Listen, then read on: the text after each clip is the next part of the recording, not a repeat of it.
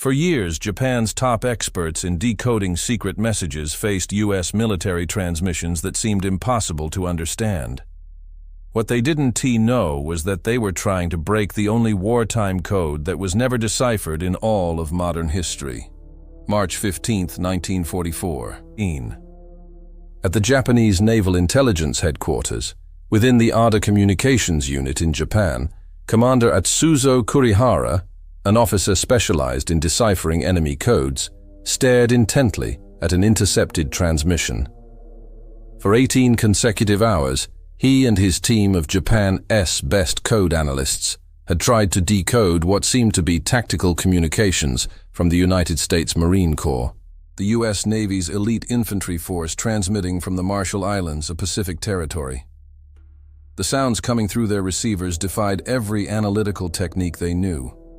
They weren't random noises.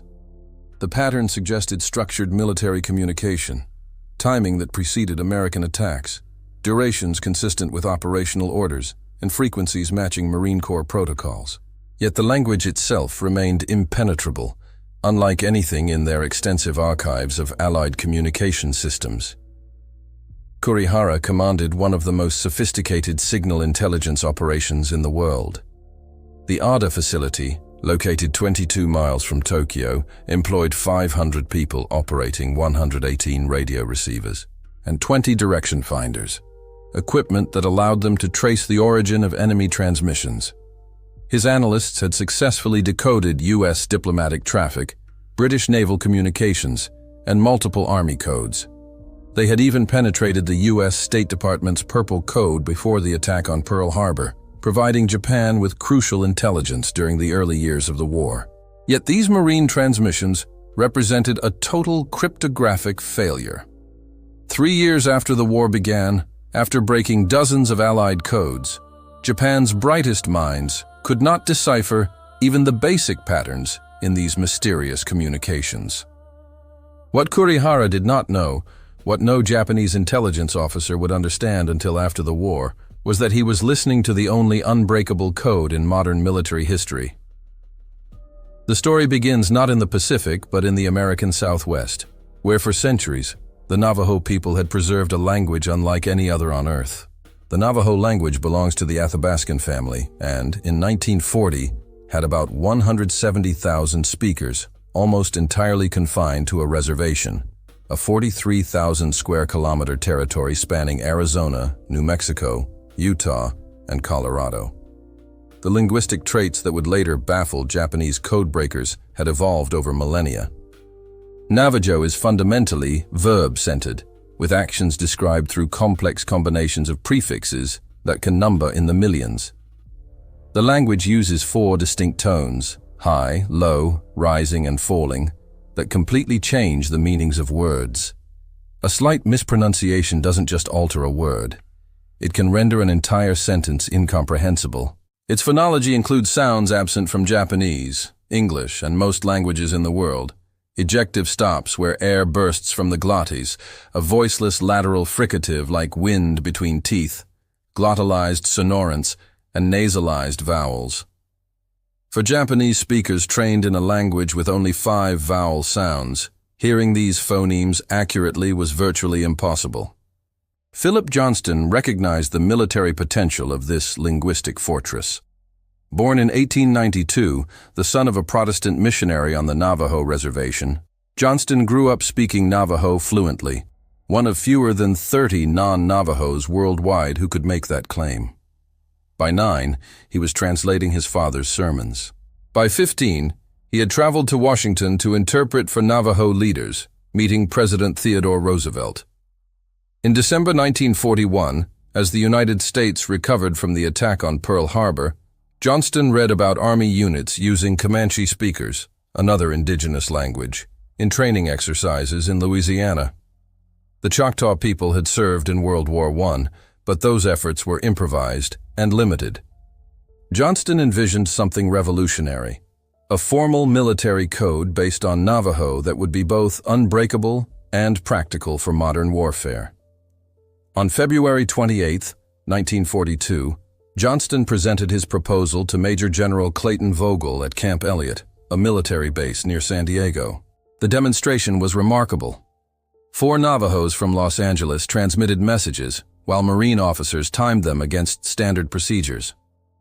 The Navajo speakers completed the transmission in 20 seconds compared to 30 minutes with the M209 encryption machine, the standard mechanical device for encoding messages. General Vogel authorized a pilot program. On May 4, 1942, 29 Navajo recruits took their oath at Fort Wingate, New Mexico. These men, including Chester Nez, Carl Gorman, Lloyd Oliver, and John Bennerly, came from across the reservation. Some had attended boarding schools where speaking Navajo was forbidden and punished, part of government policies to assimilate indigenous peoples. Others were traditional sheep herders who rarely left their ancestral lands. At Camp Elliott, they worked in a sealed and guarded building for 8 weeks, creating a military code within their native language. The task was monumental. They had to develop terminology for concepts that didn't exist in Navajo, create an alphabet system, and ensure memorization and scalability. They built the code through cultural logic. A submarine became an iron fish, swimming beneath the surface. A battleship, the largest, most armored war vessel, was whale, the ocean's largest creature. Fighter planes, fast, light aircraft for aerial combat, were hummingbirds darting through the air. Bombers, heavy planes dropping explosives on ground targets, were buzzards circling before descending. The alphabet required special creativity. Each letter needed multiple Navajo words to prevent frequency analysis, the technique of studying letter occurrence to break codes. The letter E, the most common in English, received 4 alternatives. Zed had elk, anteater, ice, among others. Code talkers would switch randomly between these options, destroying any detectable pattern. They developed 211 initial terms, memorizing everything perfectly. No codebooks could risk being captured. Chester Nez recalled that they trained endlessly because a single mistake could cost lives. In their culture, words have power, and speaking correctly was sacred. The first test of the code came in Guadalcanal, an island in the South Pacific, in August 1942. 15 code talkers landed with the 1st Marine Division.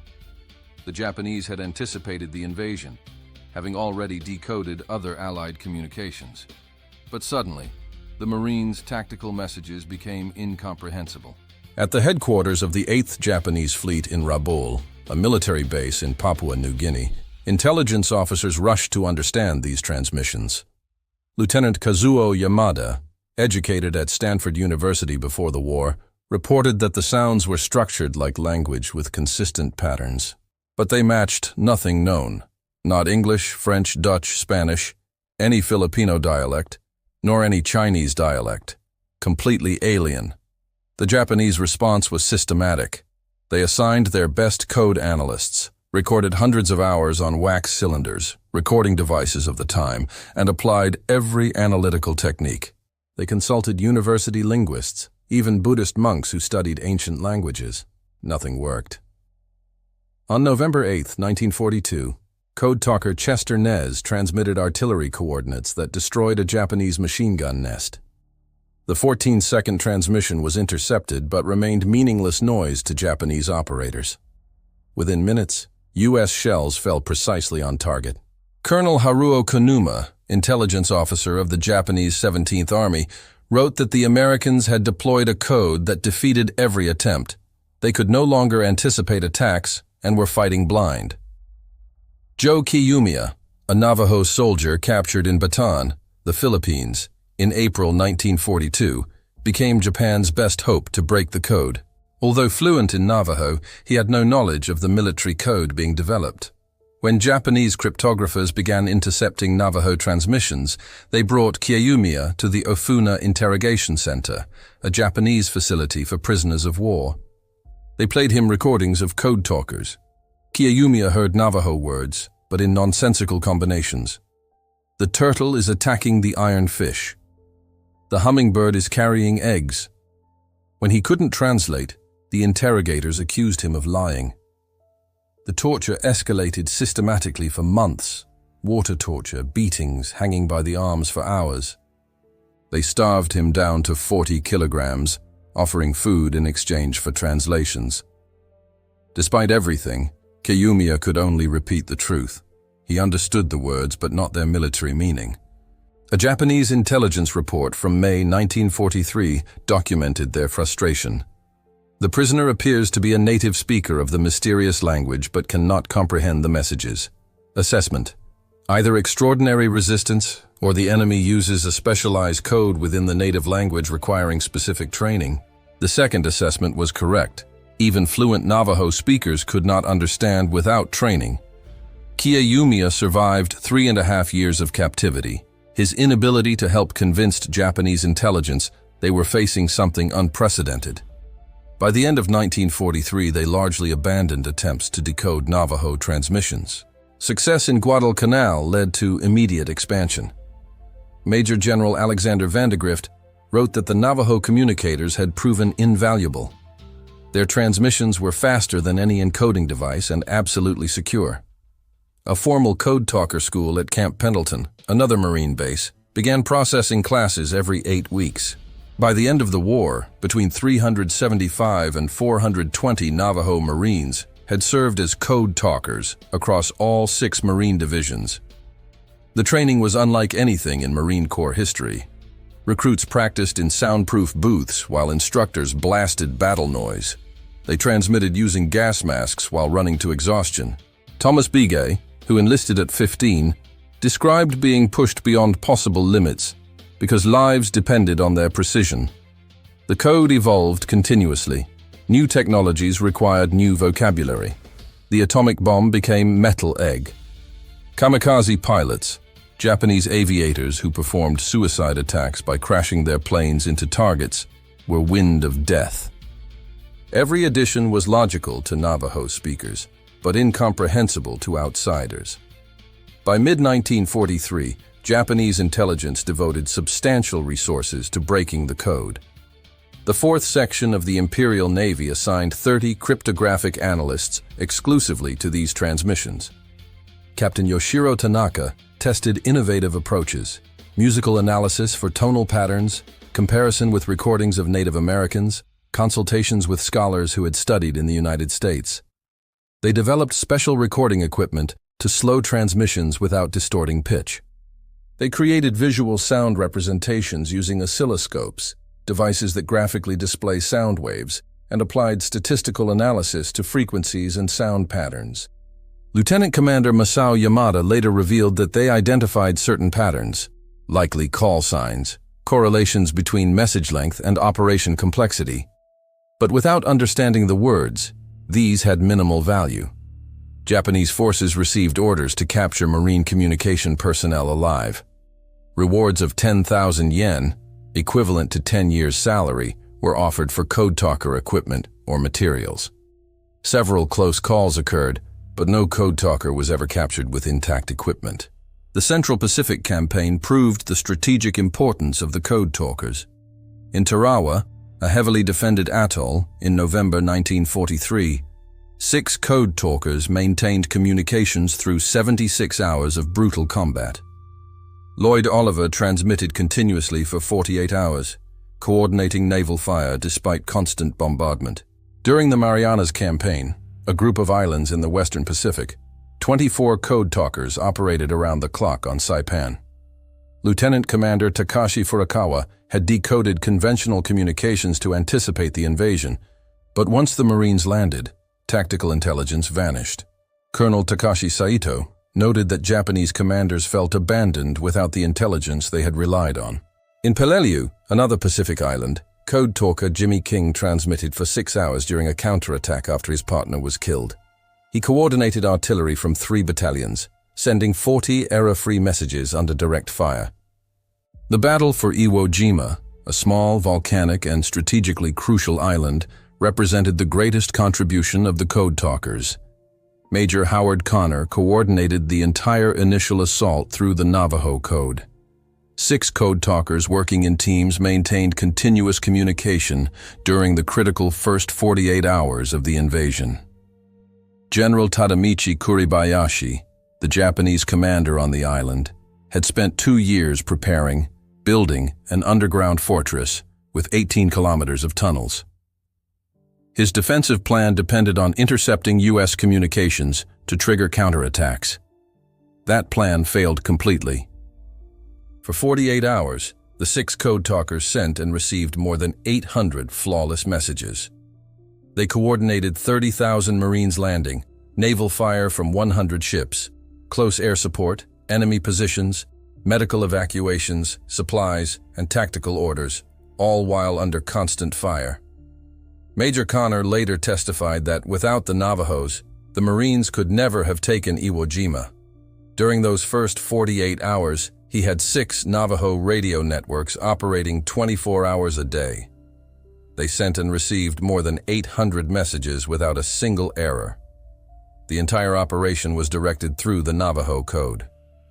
Colonel Shigeo Hayashi reported to Kuribayashi that U.S. codes remained indecipherable.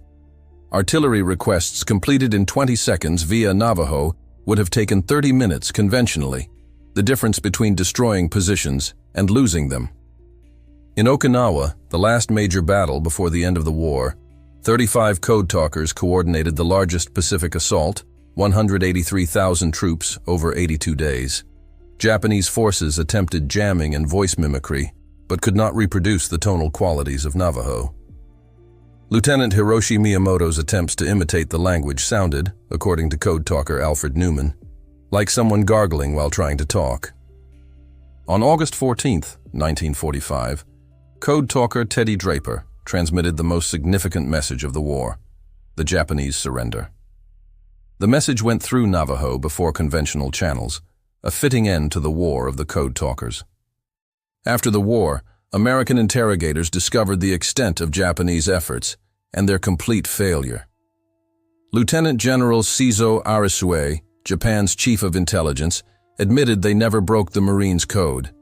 They had cracked Army codes, Air Force codes, diplomatic traffic, but the Marines' tactical code was completely secure. Captain Yasuji Kawamoto was specific.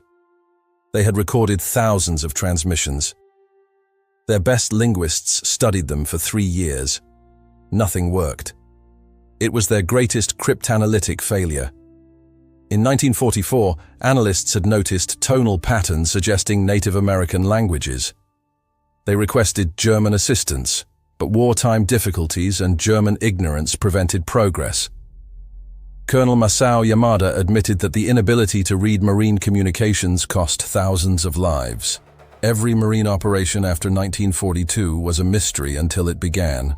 Major Hiroshi Tanaka, who survived Iwo Jima, described the psychological impact. We could not understand their words. It made us feel primitive, defeated before the battle even started. The end of the war did not end the burden for the code talkers. The program remained classified for potential use during the Cold War, the political conflict between the United States and the Soviet Union. The code talkers returned home unable to discuss their service with anyone. They came back to states that denied them voting rights until 1948 in New Mexico and Arizona, 1957 in Utah. Hotels and restaurants refused them service. They were heroes who could not reveal their heroism. Chester Nez, the last of the original 29 who died in 2014, wrote that they were warriors who helped win the war, but could tell no one. The burden was heavy. Many found healing through traditional ceremonies. The Enemy Way ceremony purified warriors of the spiritual contamination of war. Dan Aki explained that they had used their language to direct death and now needed to use it for healing. The ceremonies reminded them that their language was sacred. In 1968, the program was declassified. The first recognition came in 1969 at a reunion of the 4th Marine Division. President Reagan declared August 14, 1982, as National Navajo Code Talkers Day. The most significant recognition came on July 26, 2001, when President Bush presented congressional gold medals to the original 29 in the Capitol Rotunda. Only 5 of the originals survived to attend. Bush declared that day they honored 29 Native Americans who gave their country a service only they could give. Chester replied that they were ordinary men given an extraordinary task. They used their sacred language to help win the war. While the Navajos are the most famous, 14 other tribes provided code talkers. The Choctaw had pioneered the concept during World War I. In World War II, 17 Comanche code talkers served in Europe, landing on D-Day, the Allied invasion of Normandy. The Hopi, Cherokee, Lakota, and others contributed their languages. The 2008 Code Talkers Recognition Act honored all the tribes. John Brown Jr. observed that they had once been told their language was useless. Then it was needed to win the war. The code proved the sophistication of Native American languages.